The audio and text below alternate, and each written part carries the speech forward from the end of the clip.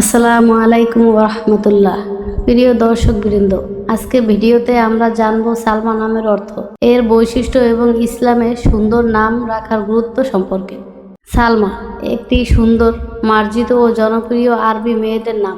সালমা নামের অর্থ নিরাপদ, শান্তিপূর্ণ, সুস্থ ও কল্যাণময়, বিপদমুক্ত। এই নামটি আরবি ভাষা থেকে এসেছে এবং এর অর্থ অত্যন্ত ইতিবাচক ও সুন্দর।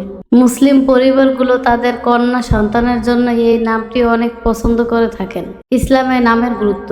ইসলাম মানুষকে সুন্দর ও অর্থবহ নাম রাখার নির্দেশ দিয়েছে, কারণ একটি নাম শুধু পরিচয়ের মাধ্যম নয়, বরং এটি একজন মানুষের ব্যক্তিত্বেরও অংশ।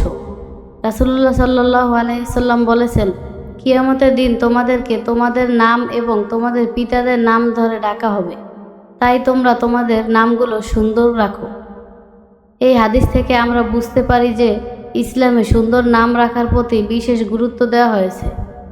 যেহেতু সালমা নামের অর্থ শান্তি, নিরাপত্তা ও কল্যাণের সঙ্গে সম্পর্কিত, তাই এটি একটি উত্তম ও অর্থবহ নাম।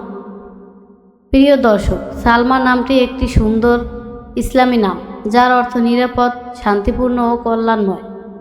সন্তান জন্মের পর তার জন্য সুন্দর ও অর্থবহ নাম নির্বাচন করা প্রতিটি মুসলিম পিতামাতার দায়িত্ব। আল্লাহ তাআলা আমাদের সন্তানদের সুন্দর নাম ও উত্তম চরিত্র দান করুন, আমিন। ভিডিওটি ভালো লাগলে লাইক, কমেন্ট ও শেয়ার করতে ভুলবেন না।